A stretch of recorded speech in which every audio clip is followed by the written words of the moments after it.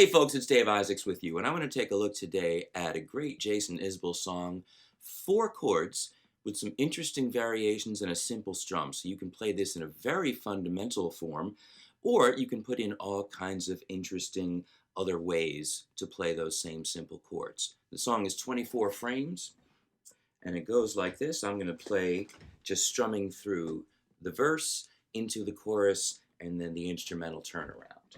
1, 2, 3, 4. C add 9, E minor 7, D sus4, resolve to D, G again, and the strum might fill in a little.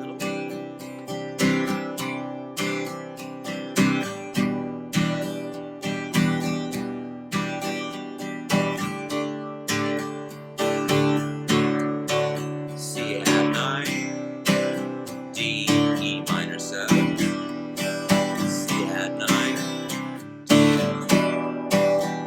minor 7, and the same thing,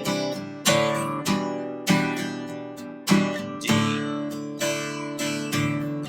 2, 3, 4.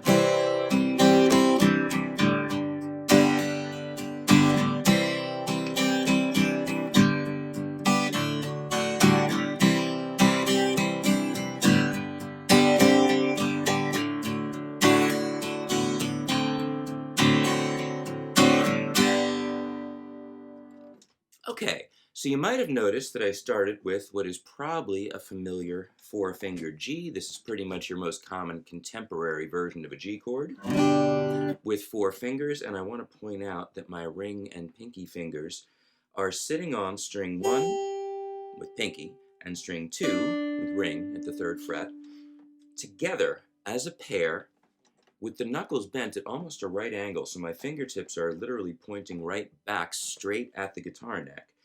Whereas index and middle, which need to reach across the strings, are going to extend. The wrist drops forward just a hair, the thumb drops just a little, and so you can see the difference between the shape of these fingers, again, pointing right back, fingertips leaning, not pushing, but leaning on the fingerboard straight in. Whereas index and middle especially, is more on the rounded pad of the finger, which holds a bass string down very nicely. Index, if we want this note to ring, does need to bend, but you notice that the angle is still a little different than what we had over here because we have to reach. Now, you can use this as a power chord as well by pulling the wrist back a little bit, allowing the middle finger to just block the A. That's also a great sound. Notice this strum. Down, down, up, down. That is likely familiar. If it's not, it is syncopated. And all we have to do is swing back and forth. 1 and 2 and 3 and 4 and, but we're going to end up skipping one of our down strums. 1 and 2 and skip, up, down. So there's our G, C add 9. Keeping those same 2 fingers over here, 1st string, 2nd string. That's what makes it an add 9, is the addition of this note on the 2nd string, which I actually omitted in the chorus. I lifted the pinky and played add 9 like this, which also sounds good. So, G, C add 9. I'm going to keep ringing pinky once again, and we're going to go to an E minor 7th by basically flipping index middle from this orientation on this diagonal to this orientation. This is with the index finger on string 5 at fret 2, the middle on string 4 at fret 2. If you find this challenging to maintain, to hold these fingers, it's a great chord to know how to play, but you really could just play a straight E minor and it would be fine. You could also, just as I did with that C add 9 a moment ago, omit the pinky, or substitute the pinky for the ring finger. So we do have options. So watch this. C add 9 can be this, or this. E E minor 7 can be this, this, or this. And then when we go to the D, what I played in the first part of the verse was D sus4, really, because we've still got these same two notes. They essentially drone through the whole chord sequence. G, C add 9, E minor 7. On the studio recording, at the top of the verse, you do not hear that chord resolve. It just runs right through that sus4. However, when you really play the song, I do like the sound of the resolution, which does come later on in the song. Keep in mind that when you listen to a studio recording, there are not only multiple guitars, but multiple acoustic guitars blended to create one sound. So you really want to watch a live performance to get an idea of what somebody might play on a single guitar, and I'm linking in the description below a video of Jason Isbell recording the song, and you can see him teaching it to the band in the studio, and it's very illuminating to watch him. I want to introduce a couple of the variations that he plays, but before I do, let's walk through once again our verse and then show our chorus. So verse.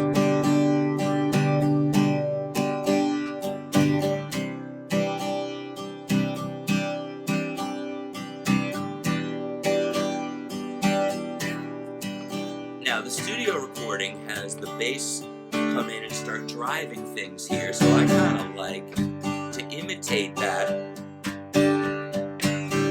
And I'm playing down, down, down, up. You could just pump, but this does have a nice repeated downstroke build. Down. This is a variation that he puts in. You can see him doing it in this live video that I'm linking, playing the C as a power chord, index finger on the 5th string, fret 3, ring finger on the 4th string, fret 5, pinky on the 3rd string, fret 5. If you've ever played a rock power chord, this is familiar. If you haven't, this is good to know. You get a lot of muscle this way. And what we're going to do is play this as a 5-note chord. I am muting the low E string with the tip of my index finger. I'm also really just making an effort not to hit it, and my palm might mute it a little bit too on the way down. But we're including the open B and E strings as a drone. This makes a C major 7th chord, which he does actually play in a couple of places in that video that I linked. But this is a very thick sound, and what we're going to do is push our way up the neck. I shouldn't use the word push because it wasn't a rhythmic push. But 1, 2, 3, 4, 1. That's sliding the same shape from fret 3 to 5, 7.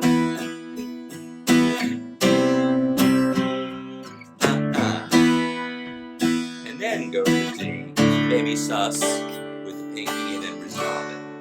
We could play that part with these.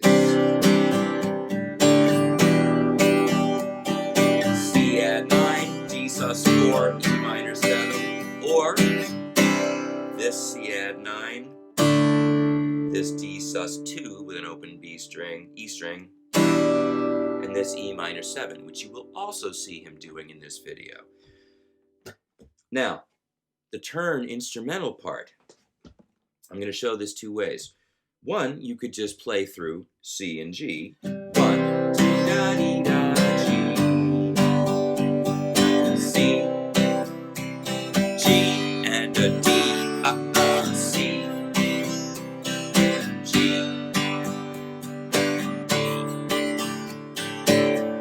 So a little more straight down, up to drive it. I used this version of G this time. That's with the pinky on the high string, the ring on the low string, and sometimes the middle finger here on the 5th. I do like this one a lot for being able to play some melody, which is what I'm about to show you. C chord brings us that high E melody note. You can add your pinky, lift it off, put it back on the 2nd string, play a G chord, bringing out the open E, and we get that melody. Da, dee, da, da, da, Watch the push and da, dee, da, da, da.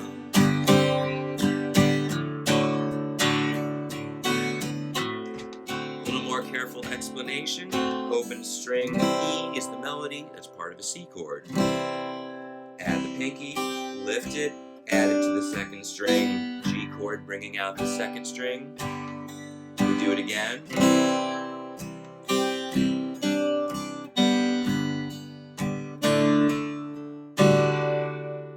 This is the melody note. Index finger on the third string, part of the D chord. And then the melody in that guitar does go to the open G. And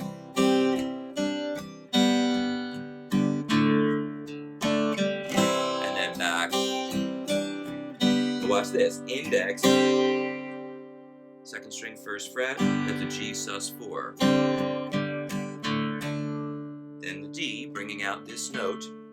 Then we can pick up the ring finger, so we have a B melody note, open B string, and then D7. This obviously requires a good deal of control in this hand, and this is not really what he's playing. You'll see in that video in the studio, he does show that melody. He plays it down there, although it's played on slide guitar, and I'm going to show that in a second. But notice how my right hand, my strumming hand, needs to be able to target certain treble strings.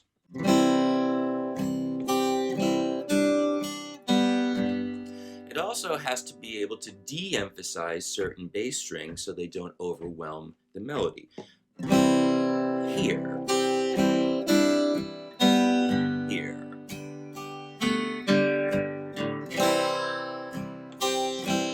So notice the accents are specific.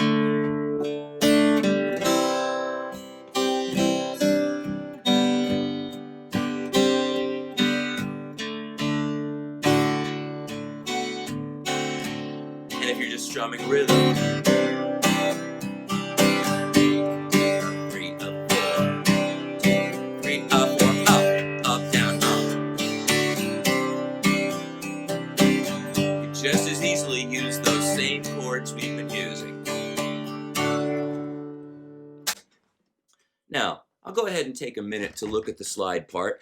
This is a quick overview. If you really want to get into slide guitar seriously, there is way more than this to talk about. But speaking very generally, people will wear the slide on different fingers, the pinky, the ring, the middle. You'll see people doing different things. Jason Isbell, from what I can see, tends to use the middle finger, which is nice for a couple of reasons. Number one, it gives you fingers to move around with, which the pinky does as well. It's just a different approach. I can definitely see another value of this in that you're easily straight onto the string simply by holding the hand straight up and down. We also need to do a significant amount of muting in the picking hand to make sure we don't get a racket from slide on the strings. I am muting both with the heel of my hand, really the base of my palm resting here on the bases, and my index finger is kind of dragging behind the slide to help muffle back here. Here on the E string, I'm going to slide into 12. I'm going to use my pinky to grab 15, hit 12 again with the slide, slide to 10, and then second string slide 10 to 12. A little vibrato. Notice that I want to be directly over the fret and then sort of glide back and forth. Also keep in mind that we are not squeezing, we are literally just resting on the string and gliding. So, fret 12, 15, 12, 10, 10, 12.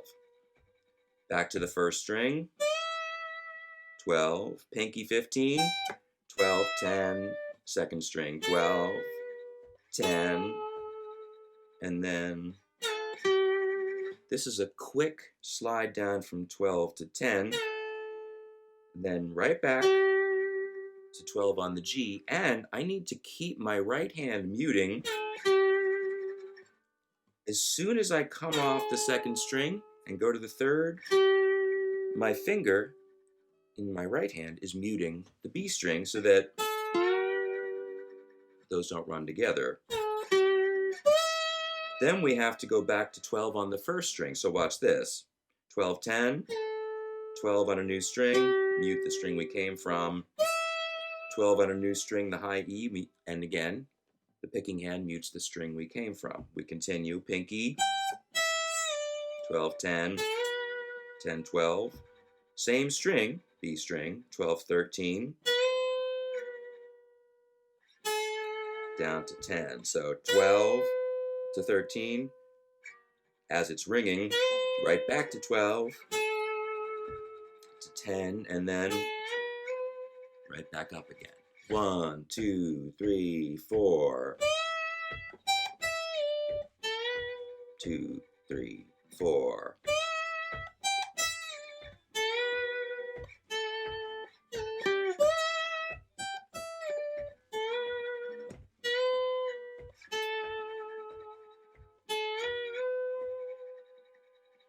It's a good introductory slide part. It's not terribly hard to play, but it gives you a good challenge in terms of the string crossing and the muting, really making you think about details that are very important right from the get-go and not just moving along and landing in the right place.